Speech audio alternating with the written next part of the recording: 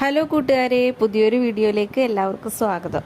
അപ്പോൾ ഞങ്ങൾ ഇന്നേ ഒരു സംഭവം കാണാൻ വന്നേക്കുന്നു കേട്ടോ. ഞങ്ങളുടെ നാട്ടിൽ തണ്ണിമത്തൻ വിളഞ്ഞിട്ടുണ്ടെന്നൊരു വാർത്ത കേട്ട് അങ്ങനെ ഞങ്ങളതൊന്ന് കാണാൻ പോവേണ്ട കേട്ടോ. ദേ ഇവിടെയൊക്കെ ഒളിച്ച് കിടപ്പുണ്ട് കേട്ടോ തണ്ണിമത്തൻ. നമ്മൾ ഈ കടയിൽ നിന്ന് വാങ്ങി കഴിച്ചിട്ടുള്ളതല്ലേ ഉള്ളൂ. അപ്പോൾ പിന്നെ അതൊന്ന് നേരിട്ട് കാണാനായിട്ട് ആർക്കായാലും ആഗ്രഹം ഉണ്ടാവില്ലേ.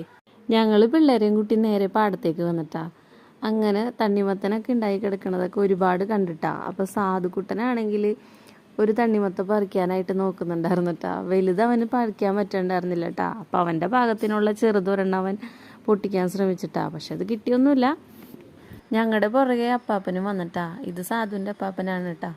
അപ്പം അപ്പാപ്പൻ പറഞ്ഞ് അങ്ങോട്ട് ദൂരേക്ക് പോയി കഴിഞ്ഞാൽ ഒരുപാട് കാണിച്ചു തരാം, ഒരുപാട് തണ്ണിമത്തൻ ഉണ്ടായി കിടക്കണ്ടെന്ന് പറഞ്ഞുകൊണ്ട് ഞങ്ങളെ വിളിച്ചിട്ട് അങ്ങോട്ട് ദൂരേക്ക് പോയി കേട്ടാ.